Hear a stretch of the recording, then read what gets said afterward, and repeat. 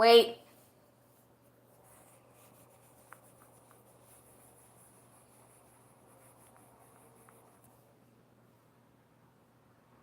Oh my gosh, you guys, we have an actual problem. Okay. We have a real freaking problem now. Hi, everybody.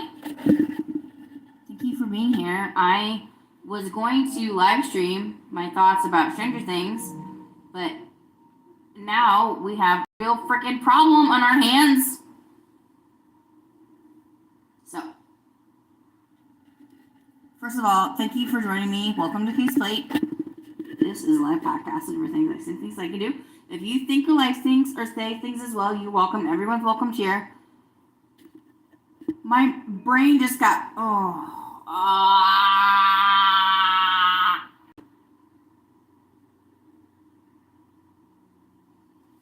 Your mom doesn't have internet connection either. I'm literally just going to throw myself at the wall and just like pretend I can go in. Anyway, so can I zoom? Yes, I can. Look at me. I'm figuring this out. So, Stranger Things Season 5 was supposed to come out on Thanksgiving. Alexa, what day is Thanksgiving? Thanksgiving Day is 7 days away, on Thursday, November 27th. 27th. That's Thanksgiving, 27th. And do you know when Stranger Things is coming out? On the 26th. That Wednesday, I feel duped because they said they were coming out on Thanksgiving. I feel duped. Thanksgiving is not the 26th. Thanksgiving is what, Alexa? The 27th. I feel duped. I'm not happy about it. I was going to do a live stream about how much I love Stranger Things, but now I'm just like kind of upset because I thought like at least I am from the universe that Stranger Things was going to be on Thanksgiving, not the day before, and they call it Thanksgiving. Are you serious? The day before Thanksgiving is called Black Wednesday because the bars make so much money. It's crazy. It's the truth, though. People come home to see their family. They go to the bars on Wednesday night to have fun with their friends that are also coming home to see family. It's this whole thing. I've been there and done that. I went to a bar on Black Wednesday once. It was packed to the gills. I mean, and this was a bar that me and my friends frequented a lot. But no, do not tell me that Stranger Things is coming out on Thanksgiving and it's actually coming out on that Wednesday. So now I am seeing Wicked on Tuesday, and then I'm going to watch Stranger Things on Wednesday. Everything has gotten turned upside down.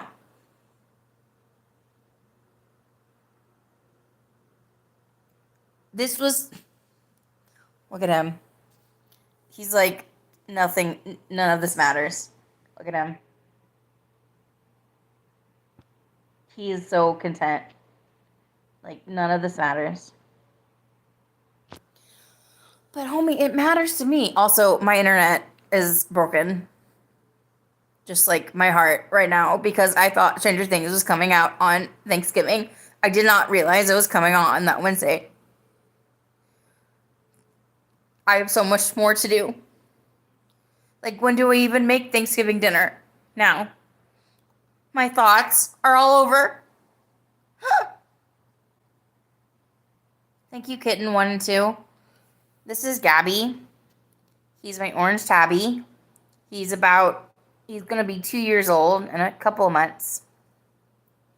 I love him. We brushed him out earlier. He has so much fur. Sometimes it clumps on his back, and we got to help him with it. Look at those pink little paws. He's a sweetheart. Thank you, Kitten 1 and 2. Thank you for joining me. My name is Kate. I live in Indianapolis. I'm so happy that you're here. I've been live streaming since September, and I've had ups and downs, but I'm having a pretty good day today, live streaming with you guys. I want to talk about Stranger Things, but now I'm just upset because I thought Stranger Things was coming out on Thanksgiving, an actual like the day of Thanksgiving, but apparently it's coming out the day before. I have to like recalibrate everything. I'm doing my best. Thank you, kitten 1 and 2. Wake up, Gabby. No, Ricky, he's asleep. Or he's resting.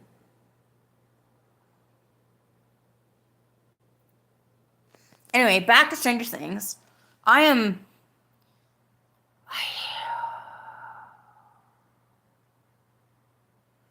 I the problem? Did I not figure this out? When they're like, we're going to premiere our episodes on Thanksgiving. Well, that to me is a Thursday. Am I that dumb? No. So when they say they're going to release episodes on Christmas, do they mean Christmas Eve? Now I don't even know anymore. I'm upset. I don't know how I became so dumb in like 2 years, but like no, when someone's like, we're going to release this on Thanksgiving, that's a Thursday, bro. I can't believe I just figured this out now. Well, there's 6 days until Stranger Things Season 5. Fantastic.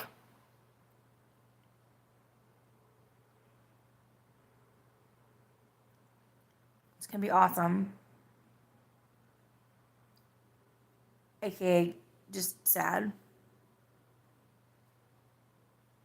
But like I swear on my life, I thought that they were going to release episodes on Thanksgiving, which is a Thursday, but they're going to release episodes on a Wednesday. And I'm like, what the frick? I just got to get over it. It just messes everything up because we were going to go see Wicked on Tuesday, and then we were going to have like a day to just recover and then watch Stranger Things. And now we don't have a day to recover. It's boom, boom, boom, boom, boom, boom, boom. Witches and wizards everywhere.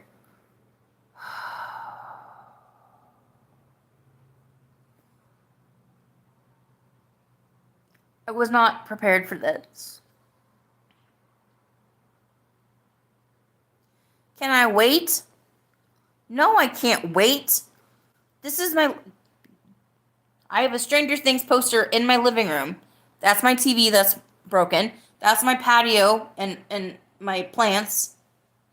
And that's my patio. That's my Stranger Things poster in my living room because I love Stranger Things. Do you want to see my Will the Wise or my Max or my Mike and Elle? Or my Lucas? I know. I'm silly. I'm extremely silly. Okay. There's actual problems in the world, but I literally just found out that Stranger Things is releasing on Wednesday and not Thursday. I'm not really sure how to feel about such things because I feel like I was duped by marketing.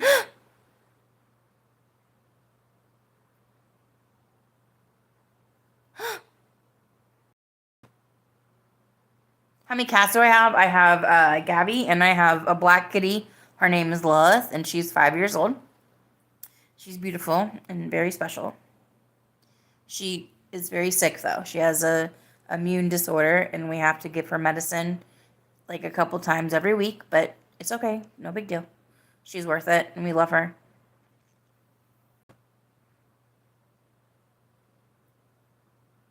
But you guys, I was going to come on here and talk about Stranger Things and how much I love Stranger Things, but like I literally just ouch. Oh gosh. Go. I'll get over it. We're gonna get over it. We're going to get over it. If I had missed Stranger Things by a day because of marketing, after the year I've had, bro, I would have lost it. I'm going to get an 11 tattoo. That's just the truth. Okay? Like, I don't have any other tattoos. I have no piercings, No tattoos. Not that I'm against it. I just never got to it, I guess. I don't know. But I'm going to get an 11 tattoo for a lot of reasons. A lot of reasons. But I'm still going to get it. And one of my best friends from elementary school, she's a tattoo artist. I cannot wait. It's going to be awesome. Yeah, is it going to be painful? Maybe. Is pain a part of life? Abso-freaking-lutely. What's sad? All right, I'm just gonna, okay, everybody, I'm just gonna, okay. Oh, shit. Okay, so breaking news, Kate's heart is broken by Stranger Things. Breaking news. Breaking news. Okay, I got it. Okay, all right. Breaking news, Kate's heart is broken by Stranger Things. Okay, I'll be back. Don't leave without me. That's my litter box. That's my litter robot.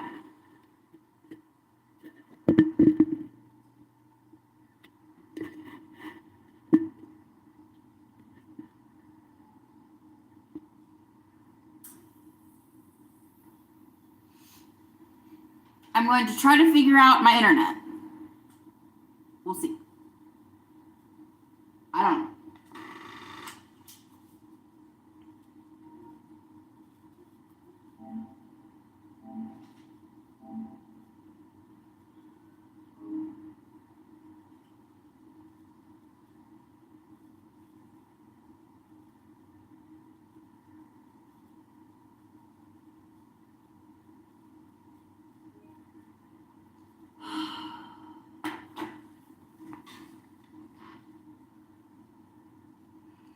All right, bye, kitten 1 and 2. Thank you for joining. Thank you for being here.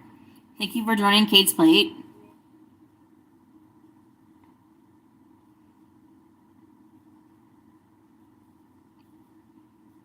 Is that litter? Yes, it's litter. Yes.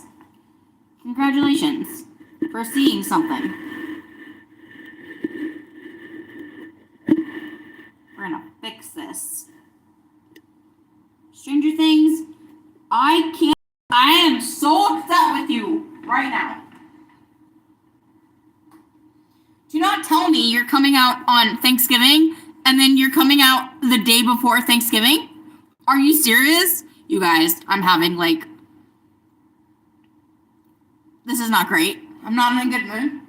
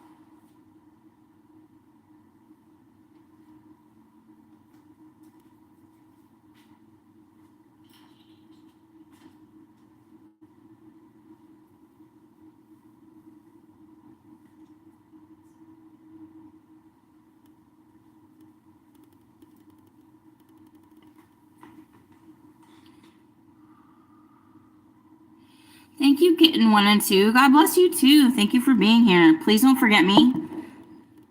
I live stream a lot. Took a couple days off just for my own health. I was ready to talk about Stranger Things until I found out that Stranger Things lied to me. I'm not happy about any of it, but we can still talk about it if you want. They said Thanksgiving. They said Thanksgiving. Thanksgiving is on a Thursday in this country. I'm not saying that's right or wrong. I'm just saying it is what it is. Like, we don't get to make these choices. But hi, everybody. Hey, welcome, everybody. Please like and share and subscribe. If you like listening to me or like talking about Stranger Things, we're here talking about Stranger Things. That's my Stranger Things poster in the background towards the left. I'm currently upset with the franchise because they said they were going to premiere on Thursday. They're going to premiere on Wednesday. So any Stranger Things fan who thinks they're going to be live on Thursday, they're coming out on Wednesday. I know. I don't understand it either. Does that mean that their Christmas episodes come out on the 24th? Does that mean that the finale comes out on the 30th? I need to see him! That's from Stranger Things 2. Hi. Please, everyone, like, share, subscribe. You like Stranger Things? We're here. You like my Stranger Things poster? We're going to talk about it. I just got to get over the fact that the marketing completely led me astray. And I'm a big Stranger Things fan. I have a poster in my living room.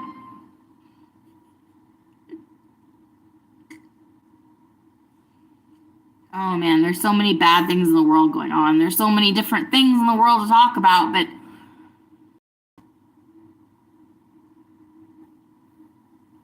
I was convinced that Stranger Things was coming out on Thanksgiving, Thursday at 8 p.m.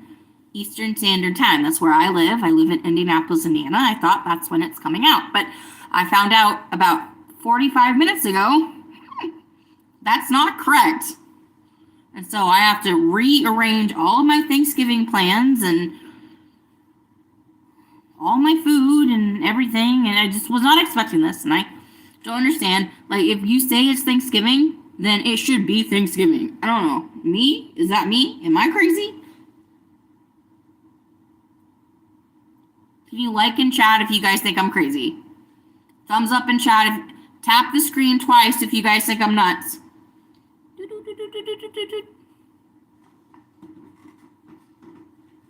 But it's like, y'all, like, what do you guys like? Anybody in here into, like, Star Wars or whatever? But, like, your favorite thing that you like to watch. Like, everybody has a thing. Like a game, a music, a band. We want to hear the new album. But just, like, imagine they were like, well, we're going to release this album. But we're going to tell you we're going to release it.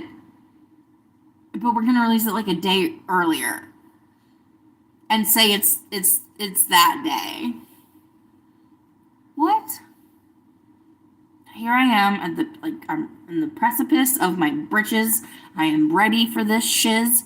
I'm here. Hello. It's good to see you. I'm here for Stranger Things 5. Am I scared as hell? Absolutely. Do I want to lose some of my favorite characters of television? No. But, like, is part of the journey is the end. I learned that from freaking Endgame, Avengers Endgame. Part of the journey is the end. I wouldn't want this show to go on forever and stop making sense. Right?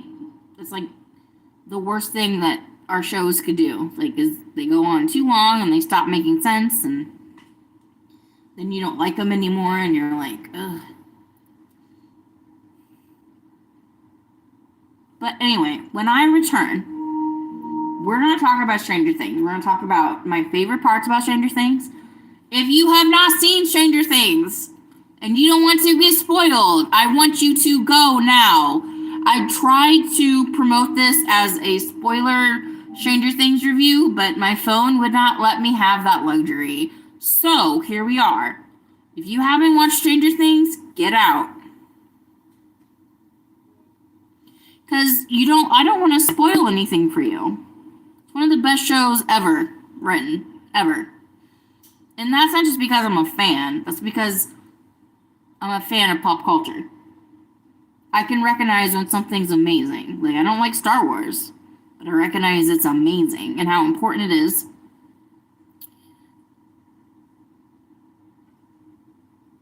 When I return, we will start deep diving into Stranger Things, season 1, 2, 3, 4, and my theories about season 5. Do you see my poster? It's my Stranger Things poster. Ooh. Stranger Things poster in the corner. I bought that a little bit after season 3 premiered. I've had that poster for a long time. Lives in my living room because Stranger Things is one of my favorite shows of all time. And when I return, we were going to talk about why and what do I think about Stranger Things' future.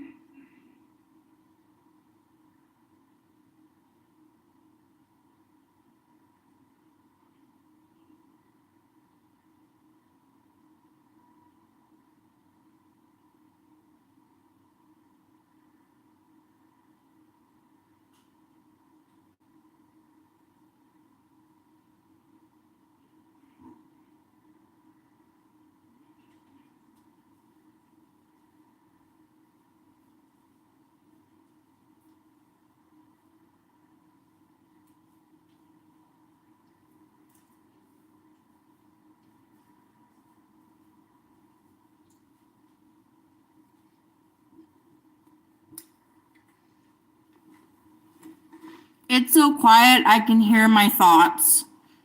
I hate that. Let me try my internet again. Sometimes my Xbox just does this. It just is like, I don't want to connect. Okay, cool.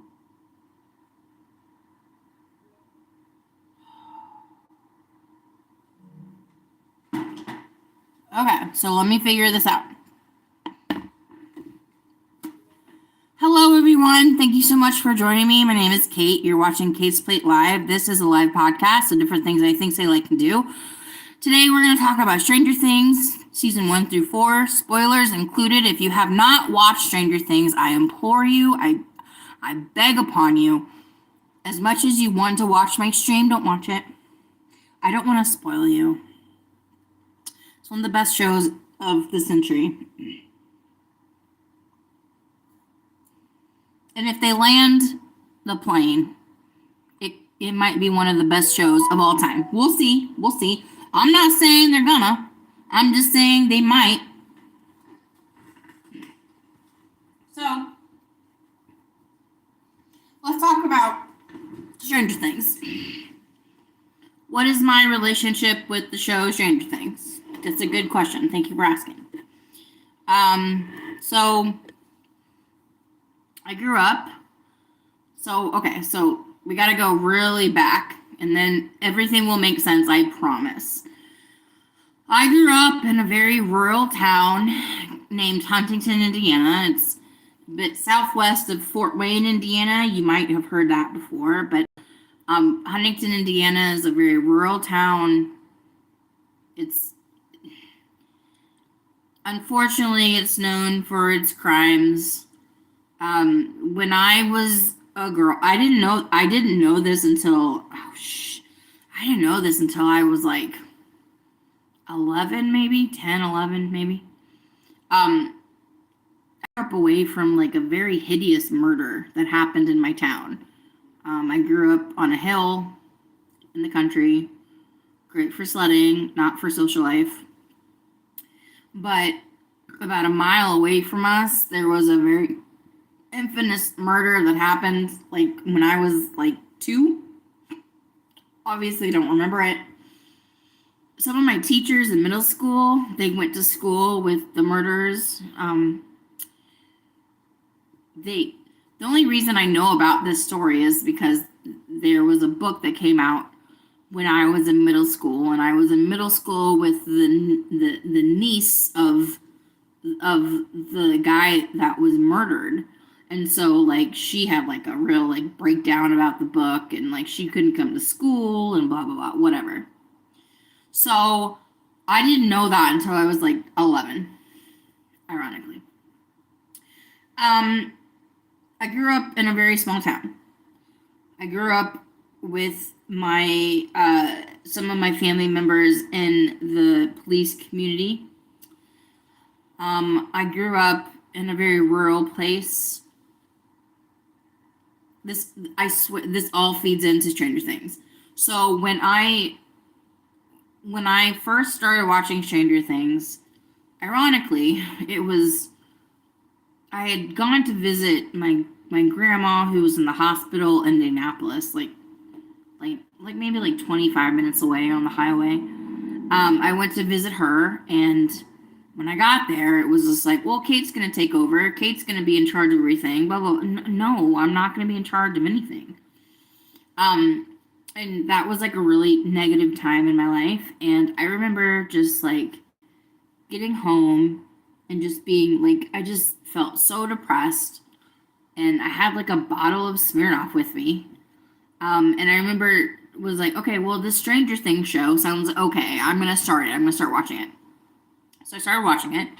I started getting drunk watching it. I was like, oh, this is a really good show. I like everything that's going on here. And I was like, I'm going to stop what I'm doing. And I'm going to like, because I want to watch this with Jeff, because he's going to like the show too. Because I didn't know what to expect from Stranger Things. I thought it was just going to be like a silly show about kids in the 80s. Like, what are you going to know until you watch it? And then I watched it, and I fell in love with it instantaneously. Like, you don't like Stranger Things, and you don't give a fudge about Stranger Things unless you give a shit about Will Byers. Because, again, this is all spoilers for Stranger Things, but Will Byers is taken in the first season of Stranger Things.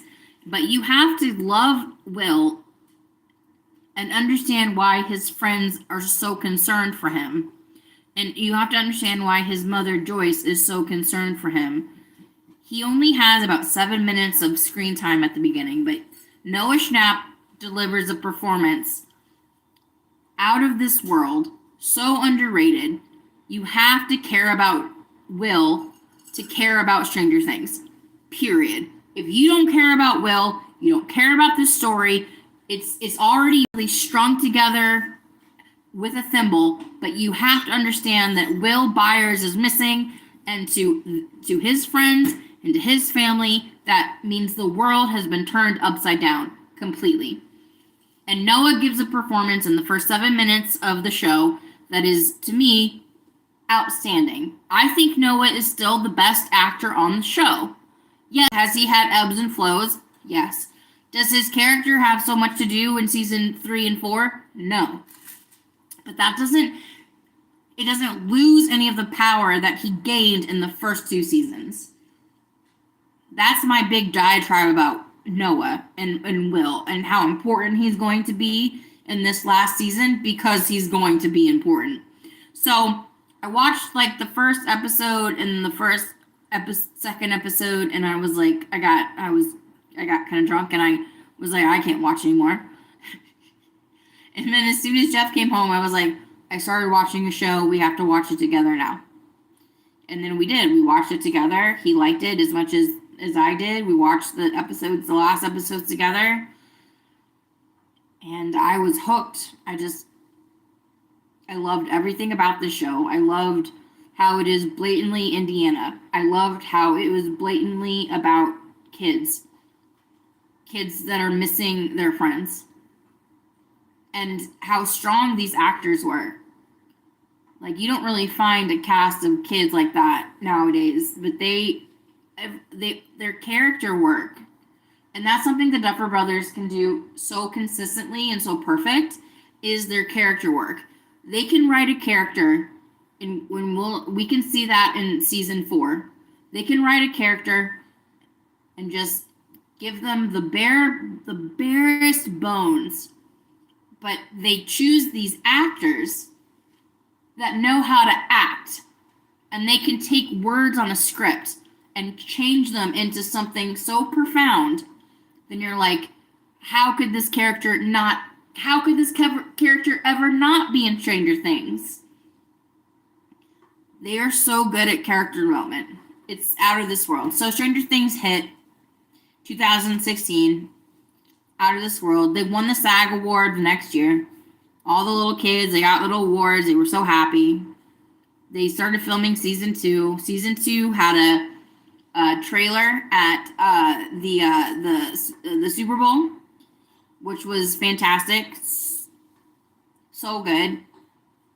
Season 2 premiered around Halloween of 2017, because this season has a Halloween episode in it. Season 2 is so underrated. When you talk to people that talk about Stranger Things or like love Stranger Things or anything like that, season 2 is completely underrated. Nobody talks about season 2 the way they should. Season 2, for me, has all the answers you're gonna need for the end of the show. But that's how I feel. That's me. Season 2, the production got boosted up, the character development got better.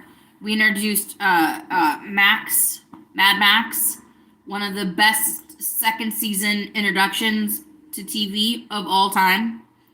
And we were talking about Oz from Buffy. We're talking about, I don't even know who else comes in season 2 of a show that we love. I'm talking Oz with Buffy. We're talking, oh man, I can't even, like, season 2, just premiere season 2 characters that come into a TV show when it's like established. But like, no, Max is one of the best up there, and her character just keeps getting better and better through the seasons. And this is the season that Noah Schnapp should have been nominated for a SAG award. Probably should have won. He gives so much in this season. It's so physical. It's so mental and physical. He has to drain himself constantly.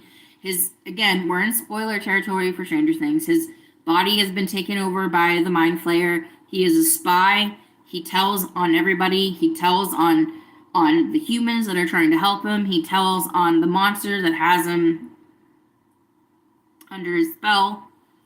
We'll get there, ironically. Noah Schnapp is the best actor on the show. I think Millie is great. Winona is obviously fantastic. But like, when we're talking about Stranger Things and the most important characters and what they can bring to Stranger Things, Noah never doesn't deliver. He's always there on time. He knows exactly what his character needs to do. He knows exactly how to produce it. He knows exactly how to execute it every time. And season 2 is the pinnacle of how good he is as an actor. But then, like, his character doesn't really have a lot to do in 3 or 4, to be honest. We're gonna make up for that, though, in this last season. I know it. But season 2 is great. Elle and Mike are back together at the end. Season 2, we introduce a character. Her name is Callie. Callie is one of the children that they experimented on in the lab. She's number 8, okay? 11 is obviously number 11. Callie is so important to the story. Callie isn't so important to the show. People don't like Callie's episode because they strung along a bunch of like ragtag, like punks with her. Whatever. Callie is so important, especially towards the end of the show, because we need someone else that has magical powers. That we need someone else that has powers in this world. Even if they go to Callie and she's been manipulated, or even if they go to Callie and she just says, no, I don't want to do this with you. We have to see Callie again. She's so important. She's such an important episode in season 2. She's such an important character in season 2. The people that are like, I don't want to see Callie again, you don't understand the show. There's a book called Suspicious Minds that was written by Gwenda Bond. It is a part of the Stranger Things canon. It's an official Stranger Things book. It talks about Terry. It talks about Callie, their time in the lab before 11 was born. Because if you've seen Stranger Things, you know that 11 was born in the lab, and she was kidnapped by the lab, and her mother couldn't get to her. And then in season 2, it goes further on to say that they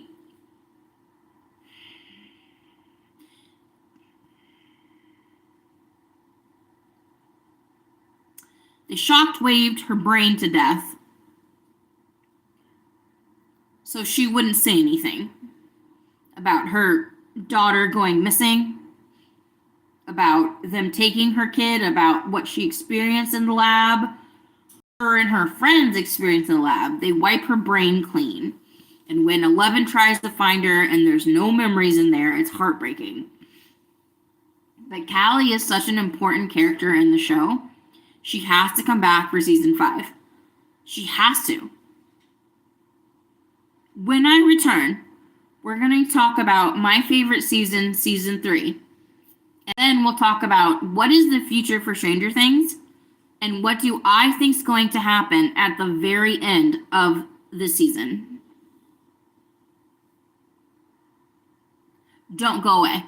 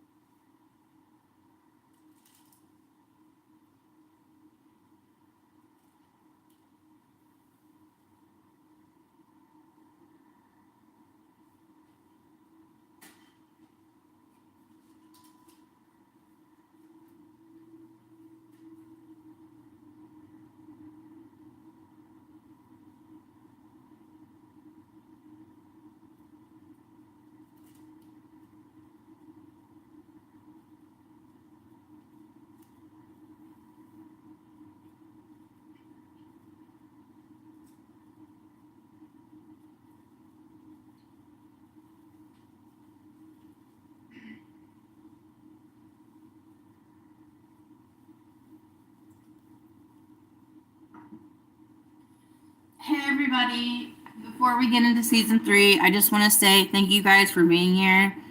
Thank you for listening to me. I'm so grateful for everyone here.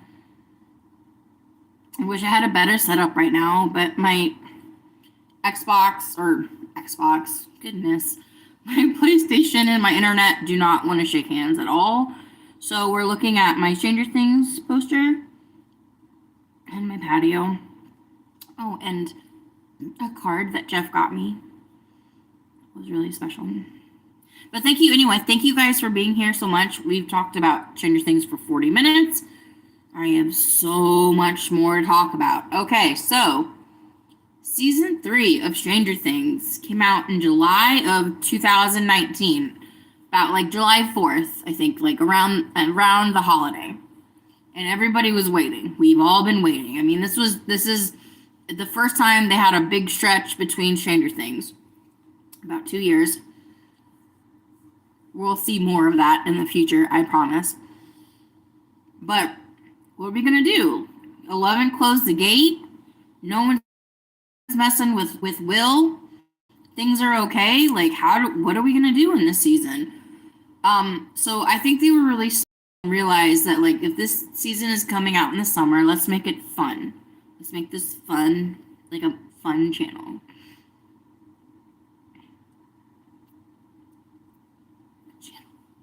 Make it a fun season. Sorry, I was reading something in chat. Hello, hi there. It's good to see you. So let's make it fun. So, like, I love season 3 the most because I cannot stand when Mike and Elle are separated. It hurts in my soul, in my whole body. Also, it's just like really fun. It's just like kids just being kids in Indiana in the summer, and it's 4th of July, and it's awesome. And yeah, there's a big threat, but like they're all together. They're figuring out the story together. We get real good Scooby-Doo action. They go on adventures together, mysteries, trying to figure stuff out, like who's Heather's parents, or like what happened to Heather, or anything like that. Like, what is the Mind Flayer doing, and like why did 11 throw Billy through a brick wall? Like, so many amazing questions in season 3, and they're all pretty much together. But then at the end of season 3, it's like the most heartbreaking thing ever. They have to separate again. They have to keep 11 safe, and if Hopper's not around, they don't have a lot of choices, and so they separate. And I love the scene of them all saying goodbye. And I remember listening to, I don't know who it was, if it was Sean Levy or the Duffer Brothers, but somebody just gave the kids the direction. Oh, man. They were like, I want you guys to just say goodbye like you guys aren't going to see each other for like 5 years. Like, just say goodbye to each other like you're not going to see each other for a long time. And you can feel it. Like, the goodbyes, the hugs, just the two that really break me up the most are when Will and Lucas hug goodbye, because Will is so happy to have Lucas as his friend. I mean, who wouldn't? And then obviously when you guys, when 11 and Mike say goodbye and Lucas is like standing next to him, it's so hard. And it's like so sad because they lost somebody. They lost Hopper. Hopper is presumed dead. We lost him. He's gone. But we all, like, we gotta move on. We gotta protect 11. She doesn't have her powers right now. We gotta keep moving, And I did not deal well with that as a 11 fan. Someone who loves Mike and 11 together. I listened to like the saddest music for so long. Like for like a day and a half. Like I was just morose with depression. Just like I couldn't do it. I was so sad to see two of my favorite characters have to separate again. It got to the point where my beloved husband just came to me gently and was like, okay, all right. Because I remember I kept asking him, I was like, do you think they're going to call each other? Like, they're real people. These are imaginary teenagers in the 80s. And I'm just like, are they going to call? because it meant so much to me. I love their love. I love their relationship. I got through it. It's a television show. Everyone moves on. We get through things. And then let's enter in the pandemic. Let's enter in COVID.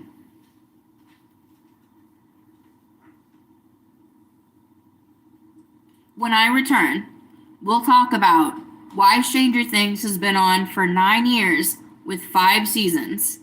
Stay tuned.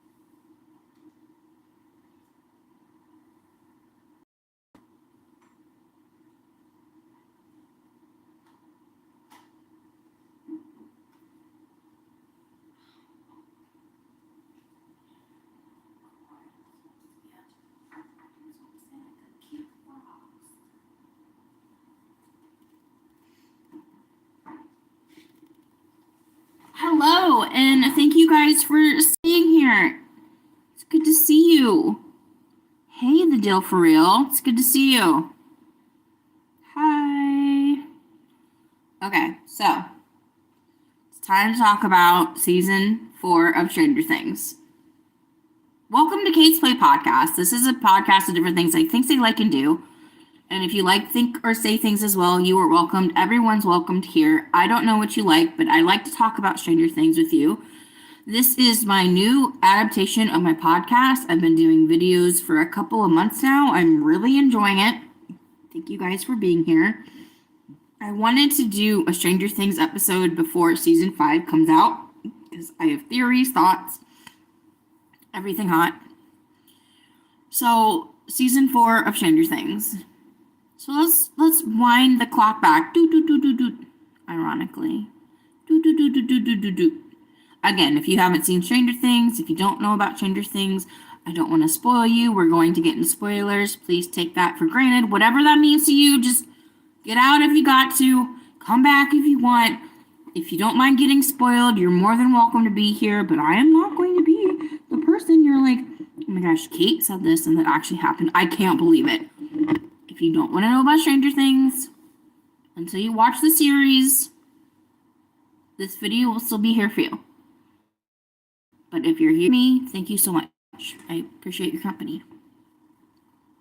So let's wind the clock back. So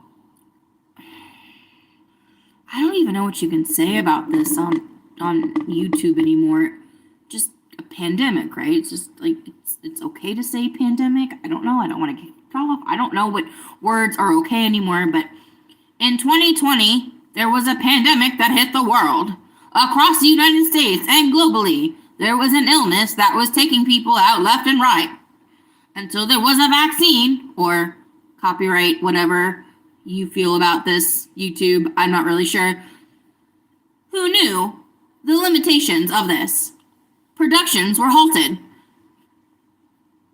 Movies and TV shows were stopped. And one of those happened to be Stranger Things, so they had to pause because of the pandemic. And so they ended season 3 in 2019 and they picked up season 4 in 2022. How many years, Kate, was that apart? Was that 3 years apart? I think so too. We can do math. Yay, yes. Okay, so 3 years after Stranger Things 3. Stranger Things 4 comes out. Yay! Woohoo! Everyone's excited. And everyone knows it's like, this is the last season before the last season. So this one's an important one. And they decided to break it up into Volume 1 and Volume 2, something Stranger Things has never done before. We'll talk about if I think that's a good decision or not in a bit. So, my beloved Jeff was traveling at the time. And he got home very, very late. And I was like, would you like to watch Strangers Volume 1 with me since you're home? I thought we were going to watch that in the morning. That was not communicated to me. I wanted to watch it when I wanted to watch it. We'll get to that in 1 second. I'm not throwing anyone under the bus. You'll see.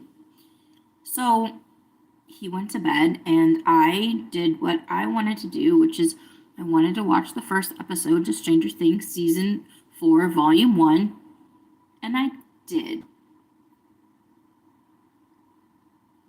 I wasn't content. It's not the same unless I watch it with Jeff. It's not the same type of show unless I watch it with my husband. Because I love him. I watched it. One of the best episodes of Stranger Things, probably. Dear Billy, episode 4. Again, this is full spoilers. Like Max is being taken over by Vecna. They're trying to figure it out. One of my favorite scenes in Dear Billy from season 4 of Stranger Things is when she's speaking to her mom, who's like putting clothes up on outside on like a dryer line. And then like it's one of these things, it's like one of those scenes you're like, well, this is really sweet. Like we haven't seen Max and her mom really have like a sweet moment together in the whole series. And it's nice, you know, but then it's like it's too nice. And then if you think about like what this season is kind of based on, and the villain that it's based on, and then the special guest of episode 4 of Stranger Things, Robert England, you're like, oh, this isn't real. It's heartbreaking, and so many. Season 4 is just, it's just painful. But like the end of season 4, and where we get to, and 11 gets her powers back after she has to go through just like remembering her past.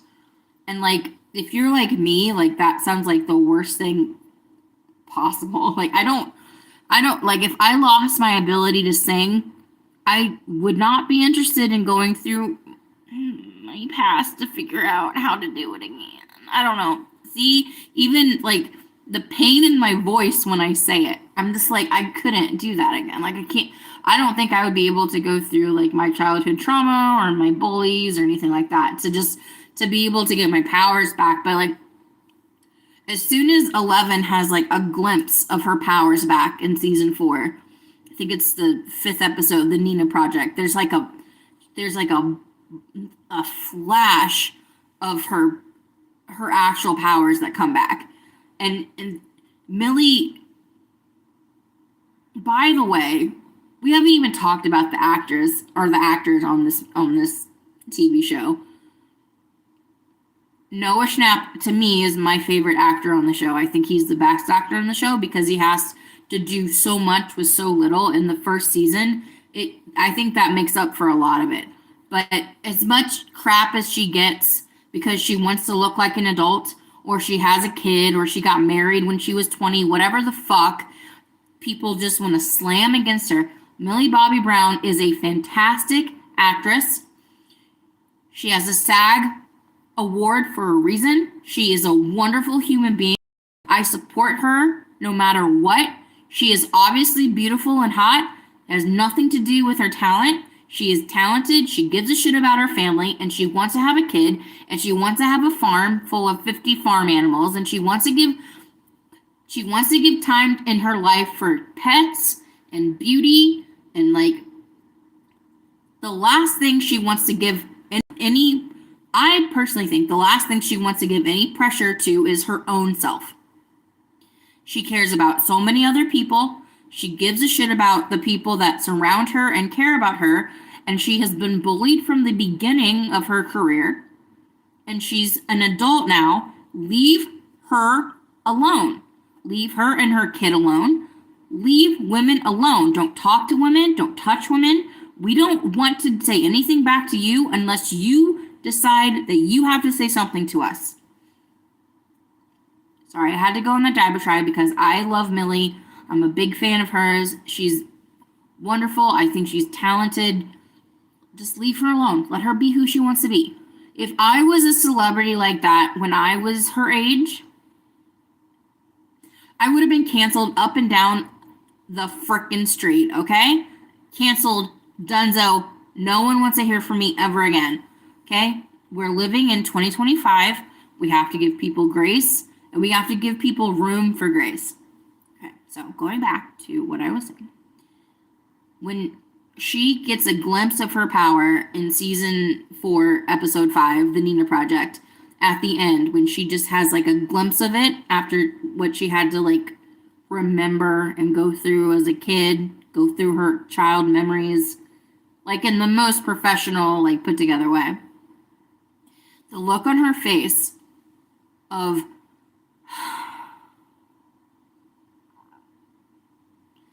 just that feeling of like, I feel like myself again. I feel it again. It's there. I feel it. I got it back.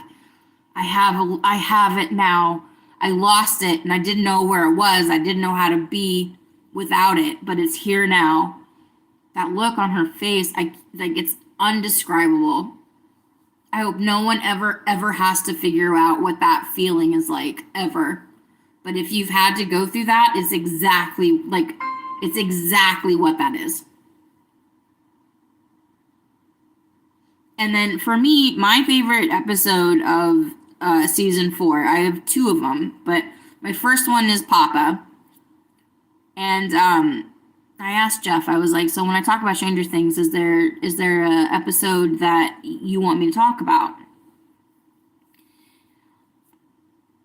And he said the helicopter, and I was like, yeah. So again, I'm talking about hi Chris, hi Rome. We're talking Stranger Things, complete spoilers. If you don't want to be spoiled, I respect that you're here. Thank you for being here, but we're talking about spoilers.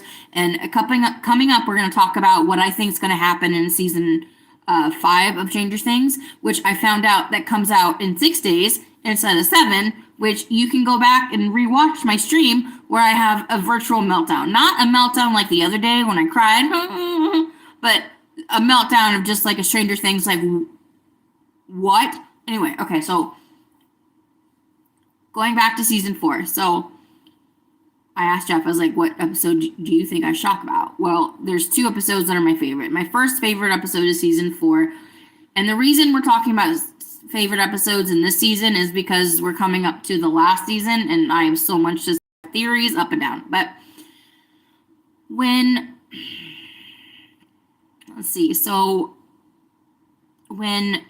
I love the episode Papa of Stranger Things, season 4, episode 8,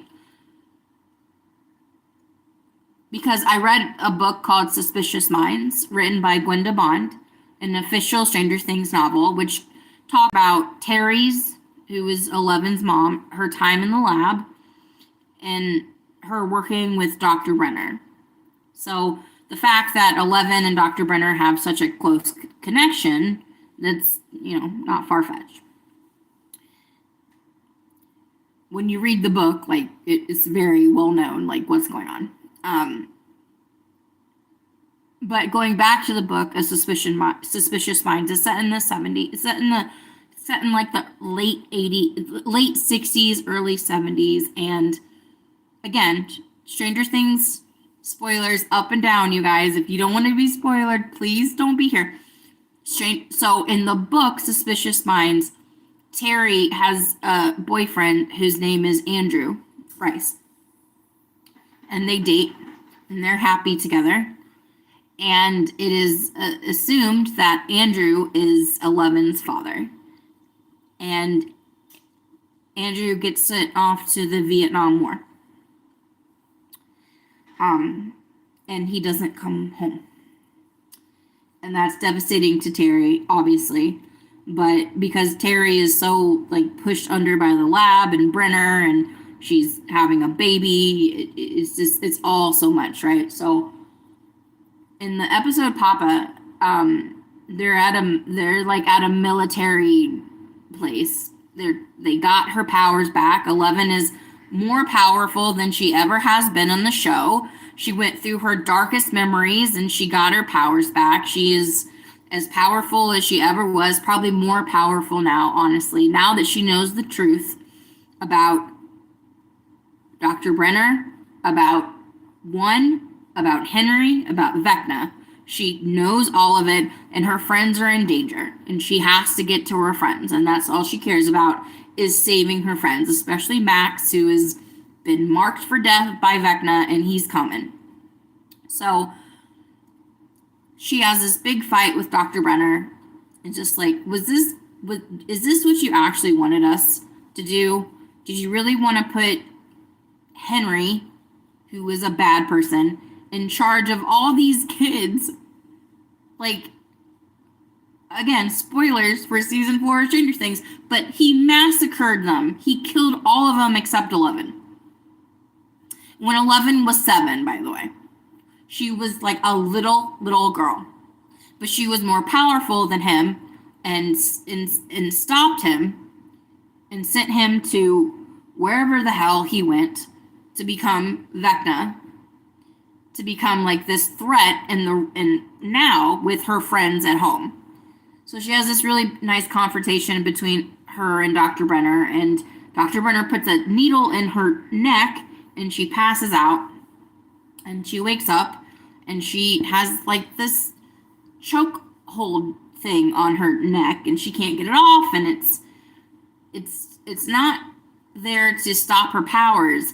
It's there for him to shock her if she starts using her powers, because we've seen this necklace in an earlier episode against the boy that hurt 11 in the playroom. Again, Stranger Things spoilers up and down the street. So she has that on. The bad military, like the bad military, is coming for her, and so they have to get her out, and she can't get out, and people get shot, and da da da da. And there's this helicopter that is like floating above her, trying to shoot her. And then when I was watching this, like, I flashed back to the book that I read called Suspicious Minds, that tells us that 11's father died in the Vietnam War because he was sent there by Dr. Brenner to get him out of Terry's life, basically. And they're trying to shoot her, but they can't because she's using her powers to disrupt the shots and get them out of the way. And then she just raises the helicopter into the sky, twists it in the sky, and then slams it down onto the base so no one in the base can come out. It's one of the best things that 11 has ever done. It's one of the most beautiful shots of the show. It was all practical. It was all explosives. It was all explosives. It's not CG. If it was CG, like barely less than 5% CG, it's extremely practical. It's beautiful.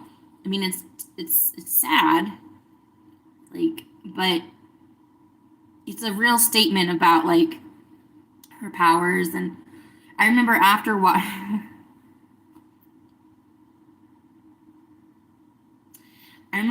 watching that scene, I wrote to Gwenda, because we have a communication on Instagram.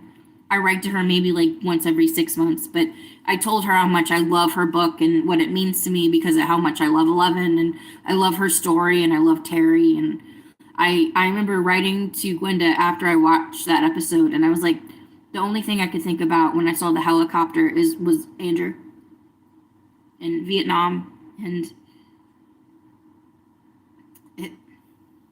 it's so beautiful. And then while that happens, Mike and Will and Argyle and Jonathan are in a van trying to find 11, and they find her as she's saving herself. But like Dr. Brenner says earlier, like, you can't just walk into this desert alone. You'll die. Like, you won't find anyone for 100 miles. But they were coming to find her before she saved herself. But then they get in the van, and then they're like, she's like, I gotta go to Hawkins right now. I gotta save our friends. We gotta figure this out. And just like, we can't do that. That's not possible. So we have to figure this out tonight. Because Max and her friends in Hawkins, they're ready to go try to face Vecna in the Creel house, which I didn't talk about, but there's a house where he lives in, and they're ready to go. When I return, we will talk about Volume 2, the finale of Season 4, and my predictions for Season 5. Stay tuned.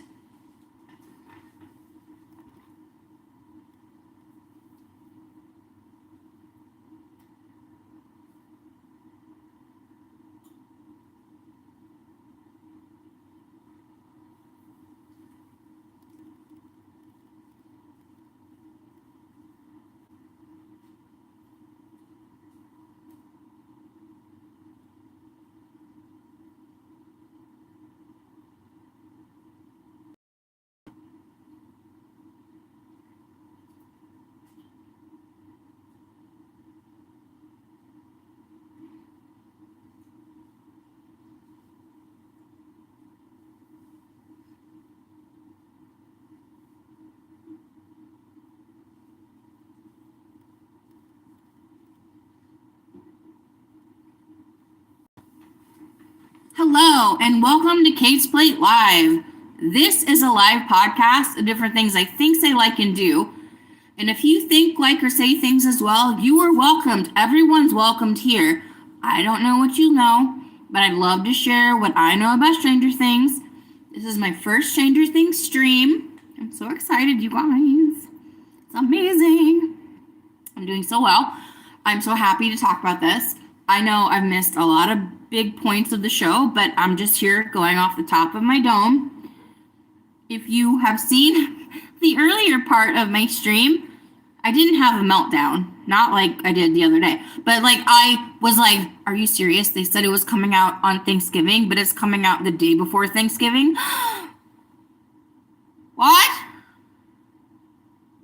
Anyway, we're back. Season 4, Volume 2, Episode 9, The Piggyback. Okay. So, basically, the team in Hawkins has decided that they want to go to the Krill house and figure this crap out and figure out where he is, and because if he's there in the house, he has to be there in the house in the Upside Down. So there's a team that goes to the Upside Down. There's a team that goes to the Krill house in our real life, which is this beautiful house. I think it's located in real life in Rome, Georgia. Hey, but it's a beautiful house, like navy, just like colonial blue with just a porch that just you could die for. Every time there's like bad things that happen in beautiful houses, I'm like, I don't care. Just give me the house. My demons are so much worse. You know what I mean? Right? So they decide they're gonna go there. They decide to have a team in the Upside Down. And then across the world in Russia, they figured out that, hey, because subplot, I forgot, because it's not, I mean, it's okay, but it's like, okay. So, subplot, Joyce, Will's mom, and now Jane's guardian, she goes to Russia to try to find Hopper, because Hopper sends her a letter inside of a doll, and they are like, okay, let's go find him. And so they go to Alaska and get swindled, and then they find the swindler and then make the swindler take them to where they need to go. They get him out of the prison after the Demogorgon, which is like the monster in season 1. It's like, imagine if a bear was like really thin and had no face, but could stand on its hind legs. Again, if you've not seen Stranger Things, I'm happy that you're here, but you're not going to understand this. If you don't know what a Demogorgon is at this point in pop culture, I don't know what to say to you. It's like, do you know what a Jedi is? Yes, I know what a Jedi is. Have I seen those movies? Yes, I have. Am I sorry that I did? Maybe. Not really. I don't know. The last one was trash. The worst line of all. The worst line ever. I'm not going to go through. No. If you want to know what the worst line of science fiction is, I need some more likes and some more comments. Because I'll tell you what it is. But we got to talk about it first. It's not a part of Stranger Things. That's just not how they make television. So, Joyce and Hopper and Murray are in Russia. And they realize that it's a hive mind, just like in season 2. It's a hive mind. So if you hurt this thing here, it'll hurt whatever the kids are fighting in Hawkins, because they do get word that the kids are in Hawkins having a really rough time. Not for nothing, but the way I describe the show makes me feel like, is this even? It's a good show, you guys. It's a great show. I'm just not describing it well because I'm skipping so much. So 11 is like, well, I can't get to Indiana, but I can go into their mind because she has her powers back, and that's what she can do. She can go into people's minds. She went into her mom's mind. She went into Billy's mind. She's going to go into Max's mind. Because if she goes into Max's mind, then she'll be able to stop Vecna. It's extremely layered, but it's explained very well. But they're like, well, we gotta find like a tub because like the best way she can the best way that she can do this is when she's in a sensor deprivation type of situation. It's like a salty water bath, whatever. And so they have Argyle there, who I love, by the way, which is Argyle is my number one like costume. If you're like, if you're like, Kate, you're invited to a costume party, who you can dress up as? I'm like, Argyle from Stranger Things. I have the hat, I have the shirt. I love Argyle. He's cool. He's a stoner, like me. He loves pizza. He likes pineapple on pizza. Awesome. But like he's like, I know where to go. He takes them to a surfer boy pizza place, and he talks the employee. He's like, I'll close for you, man. We've all been there. We've all had that type of job. Like, I'll close for you, man, if you just let me have the kitchen. He's like, my super powered friend over here needs a salty bath to use her telepathic powers, and Millie does this like cute little like half smile, which I love. She's like, that's me. And so and then he's like, well, what about this if I give you some purple urple, you know what I mean? JJ and the baby, you know what I mean? Like grass in the ass, right? So he's like, yeah, I'll take that. He was like, I'm gonna meet my friend at Taco Bell. And I thought to myself, well, this will be perfect before you guys go to Taco Bell. So they go into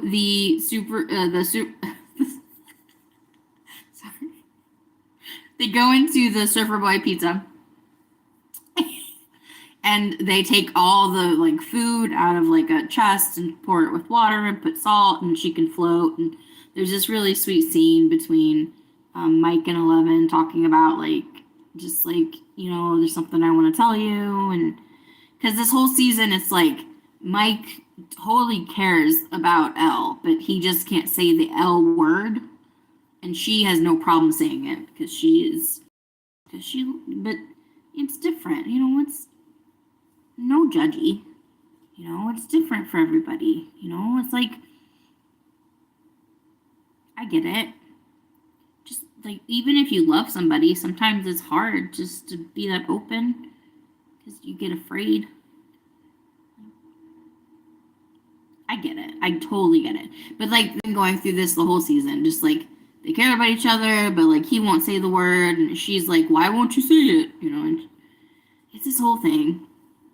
So they get really close, but they don't. But then there's this wonderful scene between Will and his brother Jonathan in the kitchen of the Surfer Boy Pizza. Now, Will is gay. They allude to it in the first episode.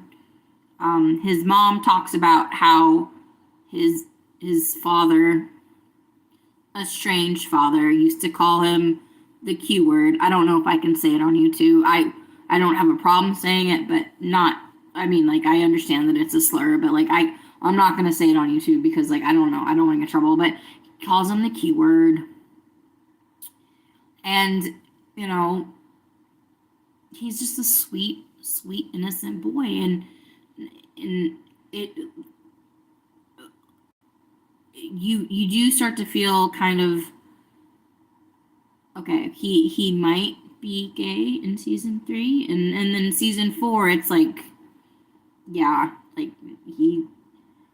he's probably gay, which, you know, again, I'm bisexual. I've been bisexual since I was 15. It's hard for me sometimes to, I'll be honest, and it's probably the first time I said this ever, but like, because I was so open with my sexuality so young, I had to learn why others have such a problem with it. Because there was a point in my life where I was extremely like obtuse about it. I was like, well, if you're gay, just be gay. Like, I'm gay. I've been gay. I'm like, I didn't realize that it's a process for some. That took me a long time to learn, and I'm the first person to say that I was pretty ignorant about it for others that were struggling. Like one of my early, like my first puppy love. His name was Tanner. We dated in 8th grade. He was in 7th grade. Okay. We were friends like in like 2010. Like I was really obtuse about the idea for me that like you just can't be who you are, be yourself. You know, I had to like come to the conclusion that that's not everybody. And I think what they did and how they've treated Will's sexuality on the show congruent with Noah's sexuality too. I think it's beautiful. I say that now. I don't know what's going to happen in season 5. I have real thoughts about that, but I think it's important to realize that, like, it took me a long time to realize some people take a long time to be themselves. And because I felt so open to just be who I was when I was 15, that doesn't mean that other people can feel that same way too. I had to learn that. That was a learning process for me. And not because I'm stupid or not because I don't care. I felt a real ignorance about it, but I was grateful enough to see people in my life that took their time to become who they were. And I respect that so much now than I ever could. So Will's sexuality in season 4 is like a big part of what they're going through. And so he presents Mike with a poster that he drew. He drew and painted because he's an artist. It's a very good poster of him in the party against like a dragon. And it's really nice and it's well done. And like he gives that to Mike, just like, you know, this is, he says like, I think he says like 11 asked me to make this for you, which is not true. But again, he's so nervous to tell his best friend that I have feelings for guys and I probably have feelings for you and I'm like, we're best friends, but like I care about you so much more than that. It's a beautiful scene. Again, Noah Schnapp, one of the best actors on the show.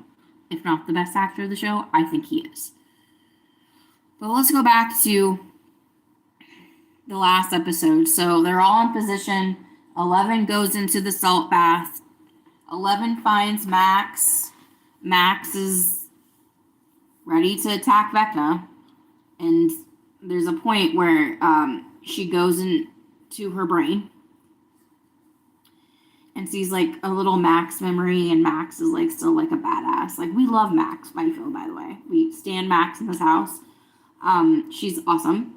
But we see like a Max memory, and then we see another memory, and then we see Max go to her favorite memory when Vecna has her, and like she's getting taken by Vecna. She goes into her favorite memory, which happens to be the snowball of 1984, which we've seen in season 2. That was like their Christmas dance in middle school, right? The snowball. She goes there, and she's doing a good job there. And then Vecna just happens to just come into this memory. Now, this is important. This scene is so important for the last season of the show. I'm telling you, this scene is so important. He comes into the memory, takes everything, makes it up to the upside down, blue and white and sad and everything. And she's like hiding and like she's like putting like chairs up against the doors to try to like get him out of there and stuff. And he's still coming. But then 11's there. 11 just happens to show up dressed like an angel in white. we'll get to that. She just comes in there and just pushes him away, and then runs up to Max. And I think this is the most important part of this episode. I truly do. And then there's some really important stuff to come. But 11 runs up to Max, and 11, hair shaved, powers back. They haven't seen each other since Jane left Hawkins. And Max is like, did I create you? Because she just created her favorite memory, being at the snowball. So 11 comes up to her, and Max grabs her cheek. Is like, did I make you? Are you real? This is the biggest telling of what the Upside Down is, period.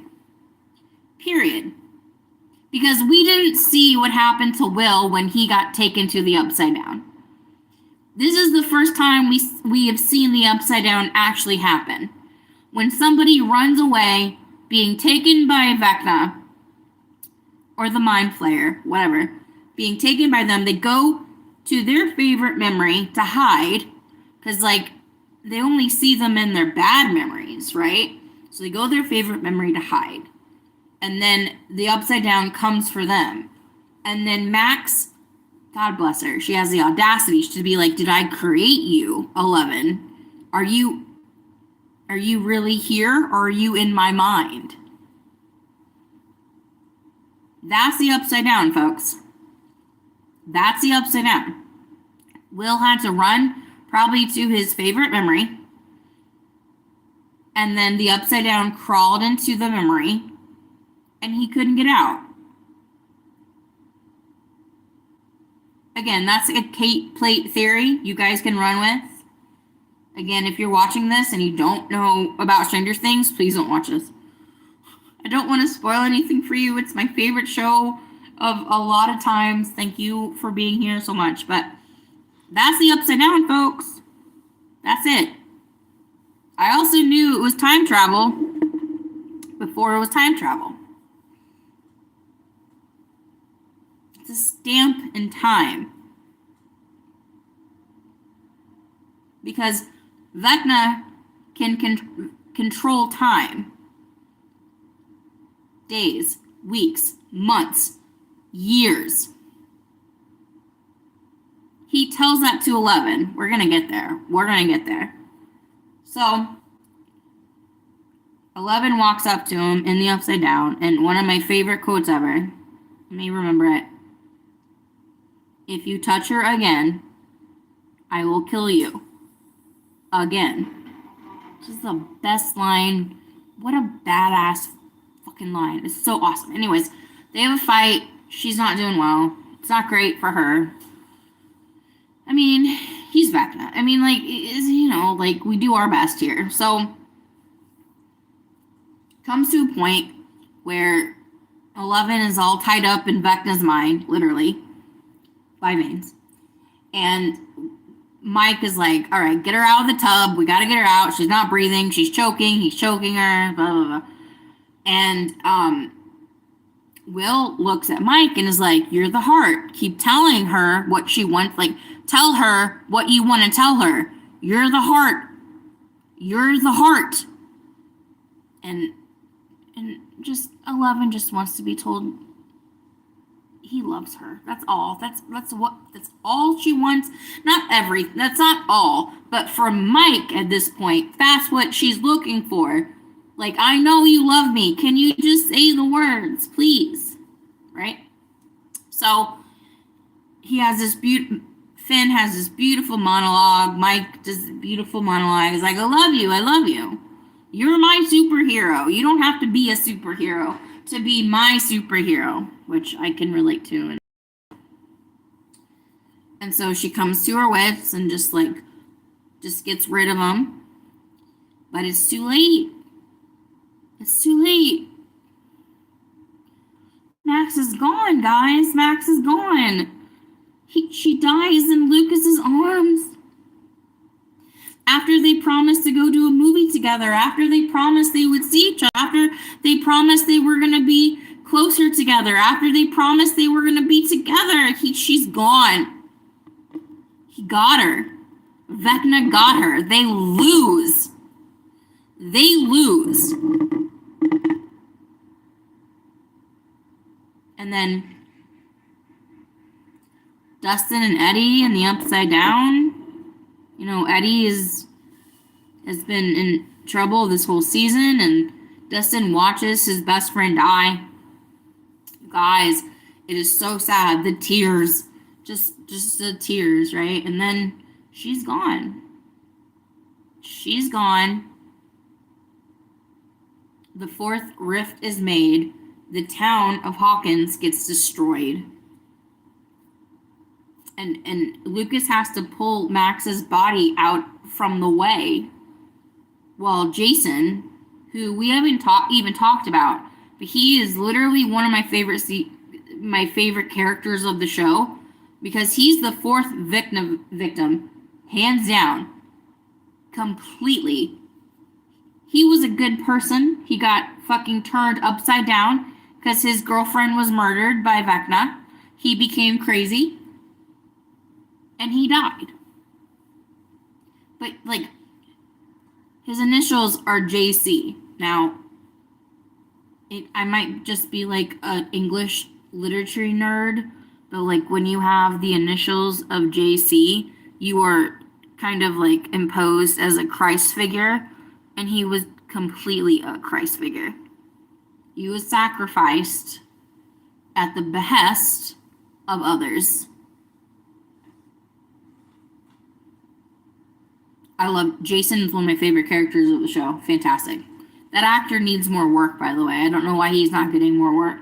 He's like if Tom Cruise met Glenn Powell. I mean that. Max is gone, you guys. We lose Max. Max is gone. Max is done. But remember, 11 is in Max's mind. So this is probably the most controversial part of the show at this point. There's been a lot of talk about this, but I have a feeling I have my own thoughts. So Max is dead. Dead. She's gone. Gone. But Elle's sitting there next to her. And she says, no, you're not going. And then 11 puts her hand over her heart. And what we see in the show is different memories of 11 and Max having together at the mall, when they first became friends, when they had a sleepover, like all their favorite memories together. Ice cream, when she broke up with Mike, all of their favorite memories together. And the camera turns to the left. Like this beautiful shot of being, like the camera being on top of them, turning towards the left. So there's been a lot of controversy about what did 11 do. Well, to me, there's 3 thoughts here. 3 or 4. My first thought has to go back to kind of the entire show of this season. Kinda. I mean, so when 11 is going through her memories, unfortunately, there's a couple times they have to use a defibrillator on 11. If you know what using a defibrillator means, that means that there's no heartbeat. You can't shock a heart with a beat. You have to wait until it has none. That happens about 2 or 3 times to 11 while she's going through her memory pool experience. I mean, it's just there. I mean, like, so 11 can transfer electricity, right? So the first thing I think that 11 did is that she, like, brought Max's heart back through electricity. like a defibrillator. Right? I mean, that makes sense. My second thought about what 11 did to bring Max back to life is when 11 and 1, we'll just call him 1 for now. When 11 and 1 have a conversation, 1 is extremely distinct about our powers. We can do whatever we want. We can make the world look however we want. And we can see imagery of 1 turning back a clock, like an actual clock. So my second theory about 11 bringing Max back to life is that she just basically just turned back the damage of Max's heart, or turned back time. I mean, she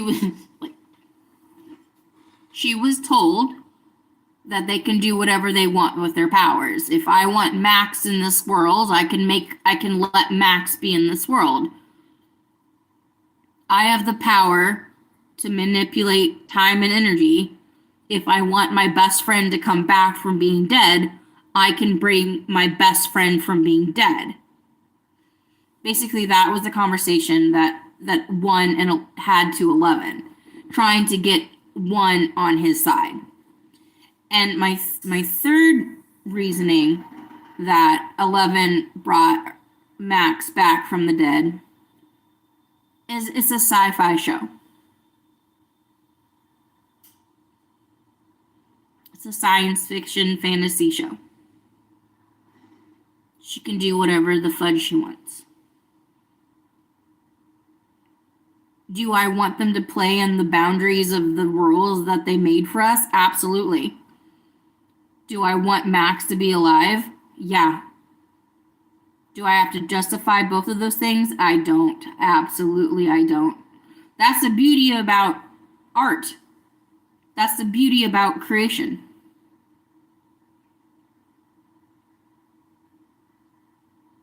I mean, I think I know what happened. I didn't write it. But 11 brings her back. But she's not all the way back.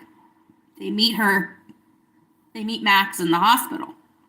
And Max is physically alive, but Max is with Vecna. We're told that when Vecna takes his victims, he takes their minds, and their minds live with him. So he took her mind, but 11 got her body back. So what an interesting premise for the last season of Stranger Things. We can't kill the villain without killing our best friend, Max. We have to get Max out of the villain before we can kill the villain. How do we do that? How do we do that? So they go to the hospital. 11 tries to find Max again in her mind. She doesn't need a bath anymore, by the way, guys. She is so powered. She's so powerful. Everything she went through with Vecna, getting her memories back, she's more powerful than ever. She can't find her. She's gone.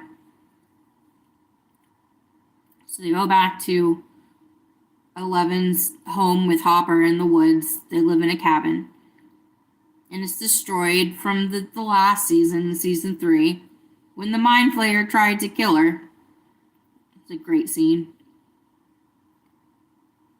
Anyway, they go there, and then Joyce and Hopper, they reconnect with the kids, and Hopper and 11 see each other again, because remember, Hopper had 11 has thought that he has been gone this whole time. They have a beautiful moment, and they all kind of reconnect, and then Will is back in Hawkins, which is like the dumbest thing ever. Because this kid cannot be here. If the gate is open, this kid is in trouble. So he's back in there, and they have this beautiful cinematic scene of them walking through the woods, going to a hill, seeing a big rift in the city, and they're all standing on the hill just like superheroes. And our number one superhero, 11, walks down the hill, looks at the flowers that are dying in front of her, picks one up, and looks at the rift and the volcano type of ash coming from the rift, and just has this glare on her face while everybody else is on the hill just like, what are we going to do? What are we going to do? And 11 is just glaring at them, just like, all right, enough is enough. When we come back, we're going to talk about season 5, my theories, my theories, my frights, my threats, and what I think will happen. When we return, don't go away.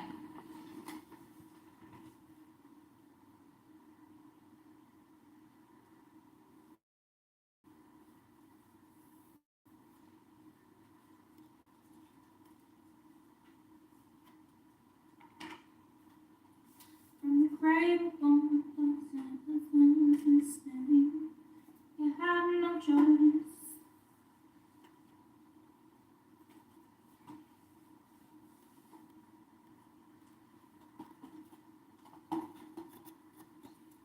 Here's Will the Wise. Hi, Will the Wise. Here's Lucas the Ranger. Hi, Lucas.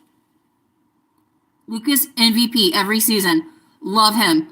Lucas is low-key my 3rd favorite character.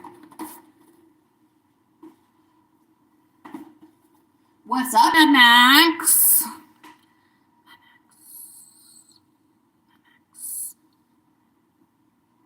Name is Max. No one calls me Maxine. It's Max.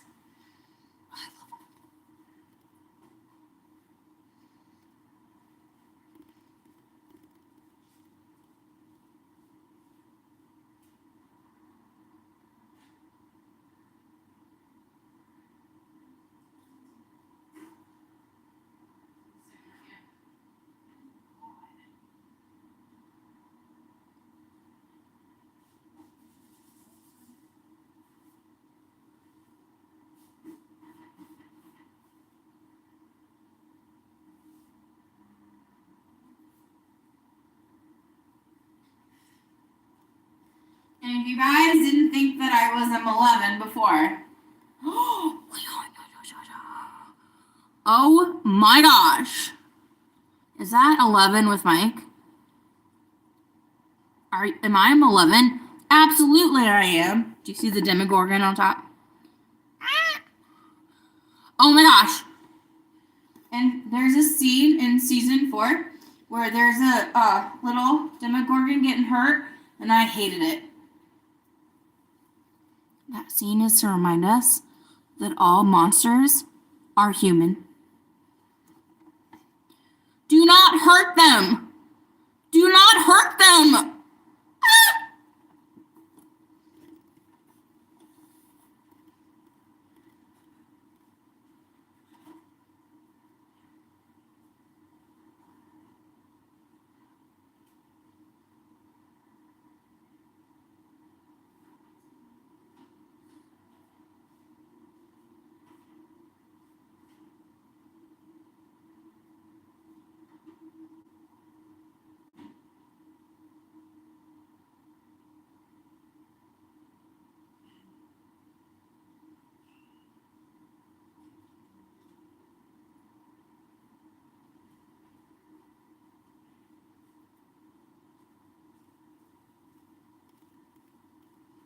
All right, let me put my pops away.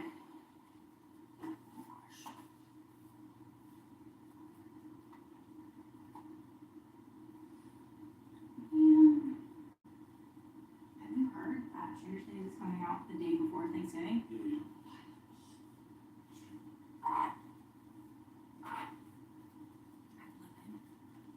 Capital Evan.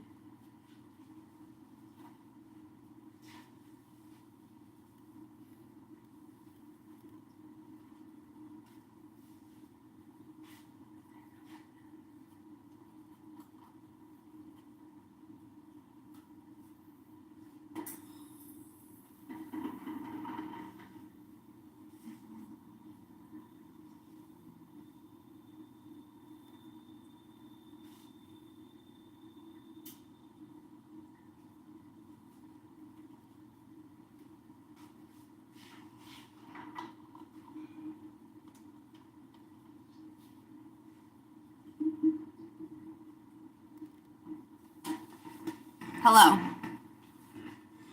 and welcome to Kate's Plate Live.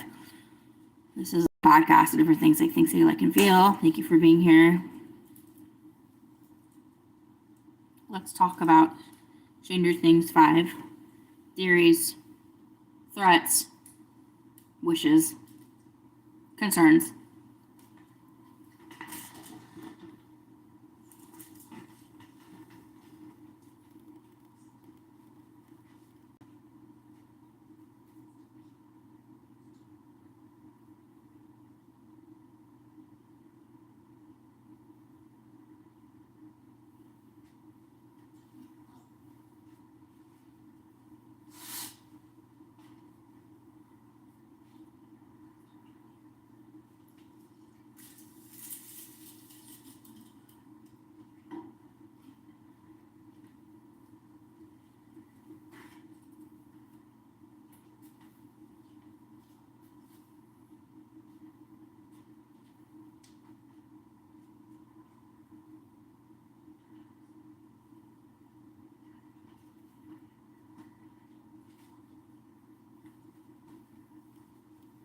Okay, so season 5. So, it's not like I'm not ready for the end, because I was taught by Avengers Endgame, part of the journey is the end. That's a beautiful written line.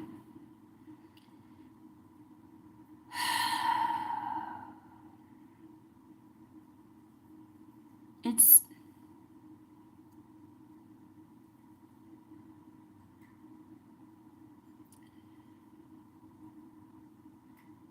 Stranger Things to me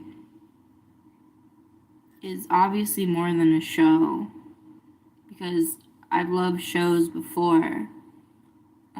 The fact that Stranger Things is set in Indiana, literally the made up town of Hawkins is literally just right across from where I grew up in Huntington, Indiana. That's on the northeast side of Indiana. Hawkins is on the northwest side. Like, you could just like draw like a line straight to it. And oh man, you guys, there's so many reasons I love Stranger Things. I think I would say like the number one reason is because it feels like home. I grew up in a house like Joyce and Will and Jonathan. It was a good home. It wasn't great. I lived in the woods. I lived in the country. I hated being there. I wanted to live in the city so much.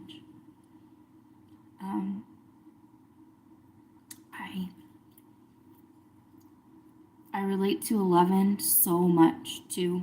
Like, just I wasn't really quiet when I was coming up, because I was a singer and I was in theater and stuff, but I always lived in my head and no one ever could find me there. I think that's one reason I liked it there, because no one could find me.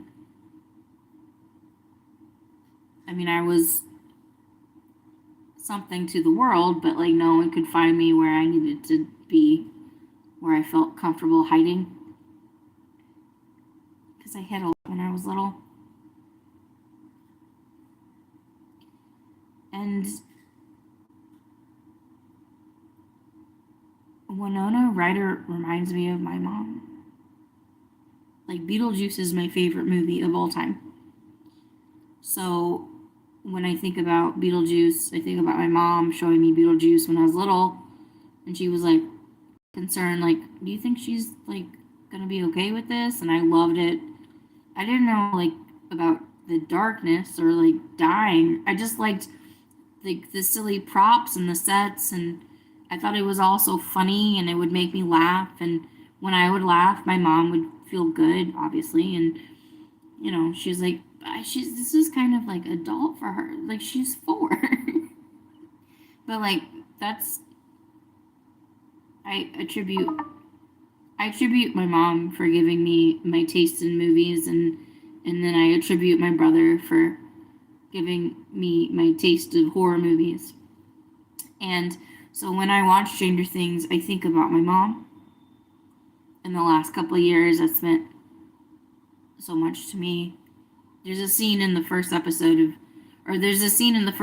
of Stranger Things where Joyce has a conversation with Will inside a wall, and it doesn't make any sense, but Joyce is like, if a monster's coming for you, I need you to run away from me, even though she's trying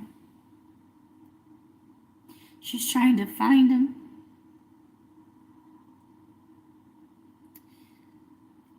And so the wall closes up, and she goes out and she gets an axe. She axes the wall down in her own home to try to find her kid. And if that's not something Joellen would do, that's my mom. My mother would axe down a wall in her own house to find us.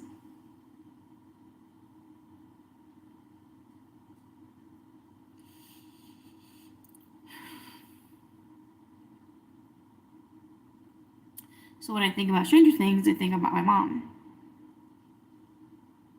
and Joyce, and how Winona Ryder she's been a part of my life my whole freaking life, and how much I've loved her and I've looked up to her, and Lydia Dietz is in my DNA 1000%.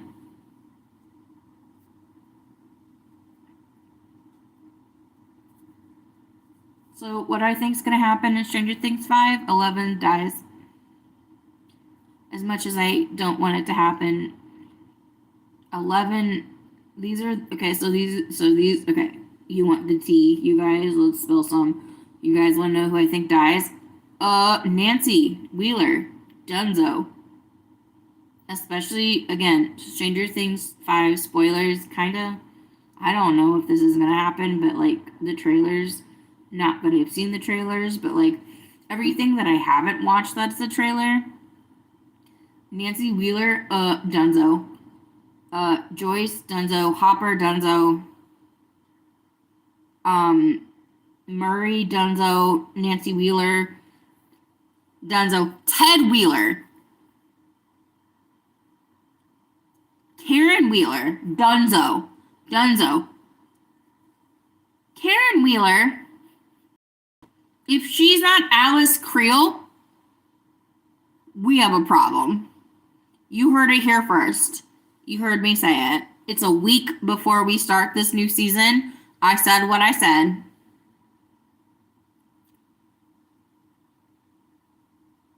There is a rumor that Callie is coming back for season 5. Please, God, please, do I ask for anything else? Lord? No. Am I like, oh Lord, please protect my family and friends? No. I'm like, Lord, please bring Callie back to end season 5.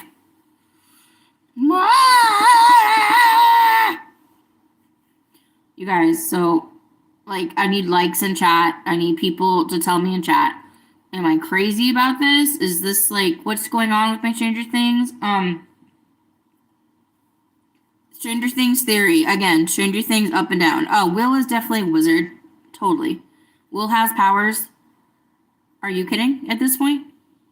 Like, what? Like, why did they take Will? What do you think? What do you think? Now, here's the real question about Will. We all know he has powers, but who's trying to get the powers? Is Henry /1 or is Vecna? Because Vecna is a combination of one who has powers, and then a psionic fluff of air in the sky that Vecna took over? Or did the Mind Flayer take over Vecna? I don't know. I'm not sure. But I personally think that the Mind Flayer might be kind of tired of being held over by Vecna and is like, I would rather be with this other awesome wizard, Will. I don't know. I just think that we're going to come to a precipice where we're going to realize that, again, these are my theories for season 5 of Stranger Things. I don't know if I'm right. I have no idea. Will is more powerful than Vecna, obviously. 11 is, obviously, because 11 can do what he had to do, like, do it as she wants to do it.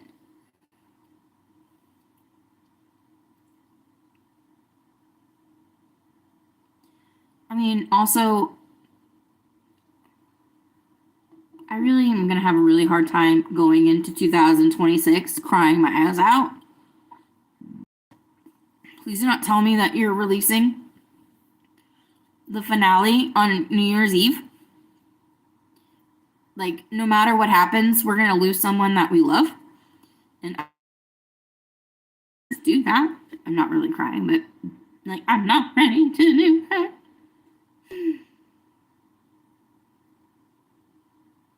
The marketing for that is, like, kind of dumb. But again, we might find out that they're releasing on the 30th.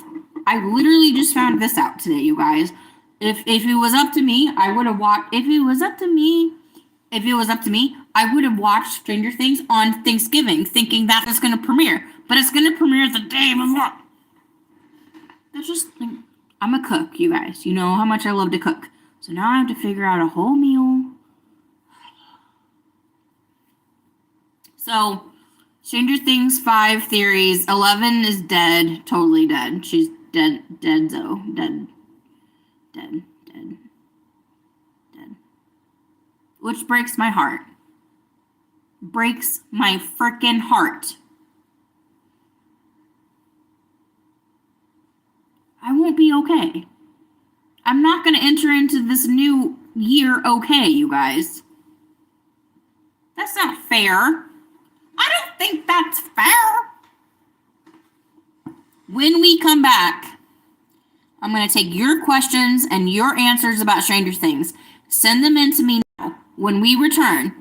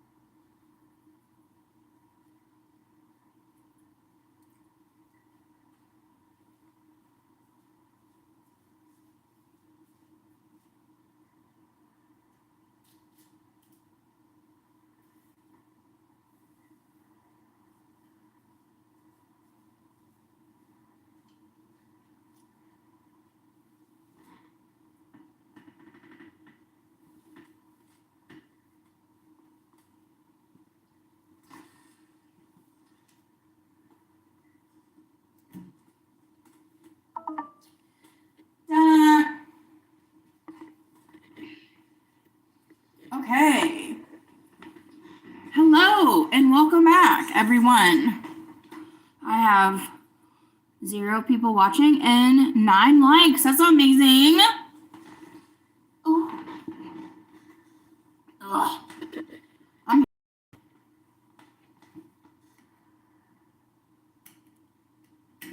Mother. Okay, so. Hi. Thank you guys for joining my Stranger Things live. Appreciate that. It is amazing. You guys are awesome. But now I'm gonna just talk about whatever you want to talk about. So, if anybody out there was like, I don't want to talk about Stranger Things, that's not the type of entertainment I enjoy. I don't know. Does you guys sound like that? It's fine. But I'm back. I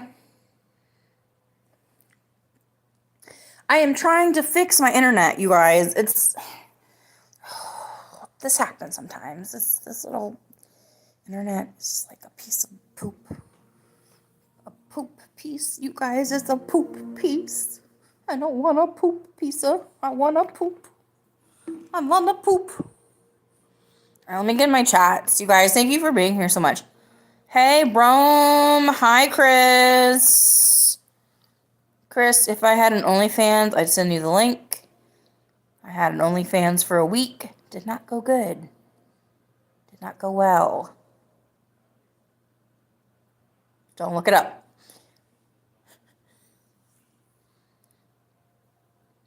Everybody, yeah, rock your body, yeah, everybody, rock your body right. Kate is back, all right. It's been 2 hours. Well, I talked about Stranger Things enough.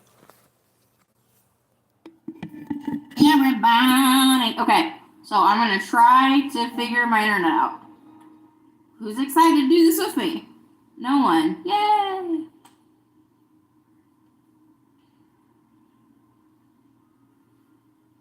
Guys, I don't know what to do if I don't get this.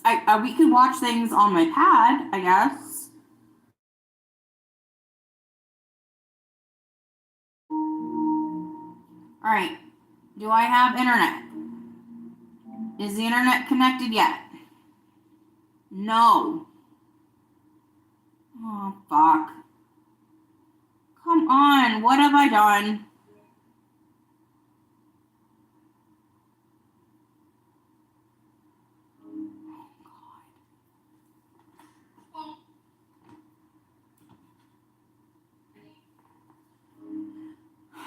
Can I get into anything? Alright, I'm gonna try. Fuck. I mean, this just happens. I don't know. I don't know. I have like a booster in our living room. It's not awful. I mean, it works, but.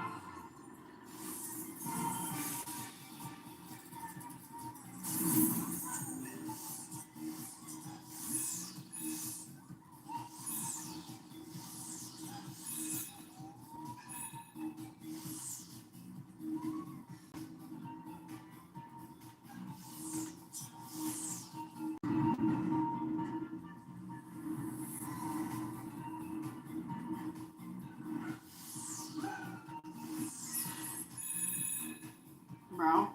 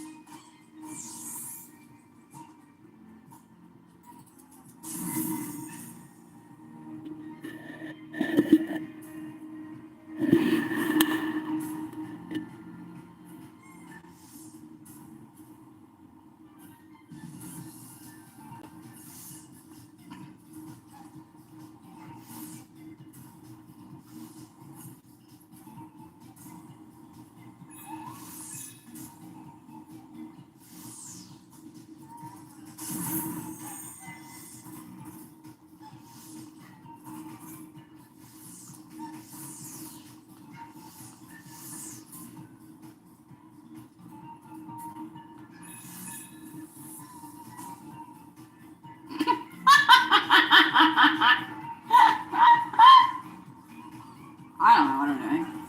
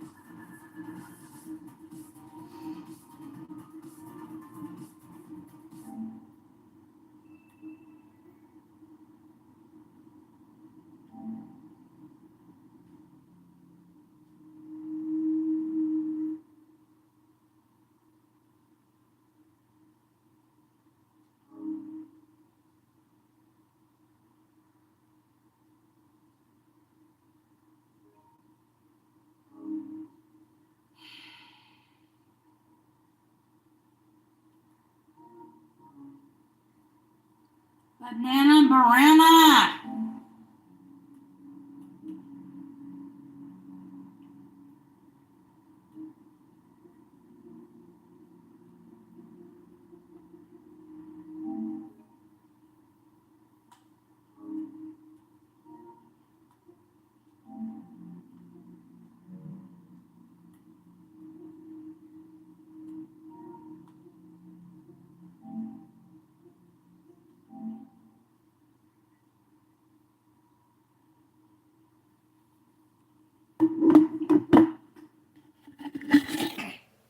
Hey, who's in here with me? Hi, Chris. It's good to see you, bro. My internet's not working on my TV. What am I gonna do? Oh, this was a personal problem. I can't. Even.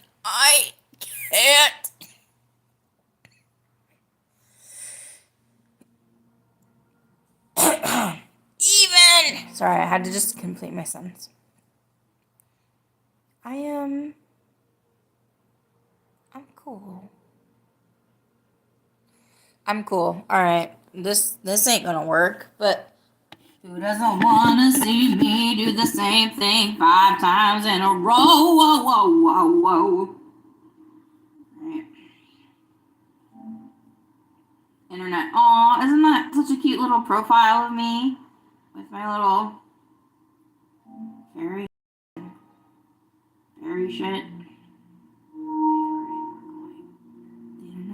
to be turned on now. Turn on internet. Oh, shit. No. How dare you? You're ruining my live stream. I'm just kidding. Kinda. I mean, like, what the fudge, you guys?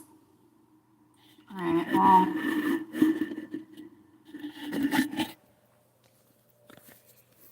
You guys, this has been an epic talk about Stranger Things. I'm so happy that you guys were here for this.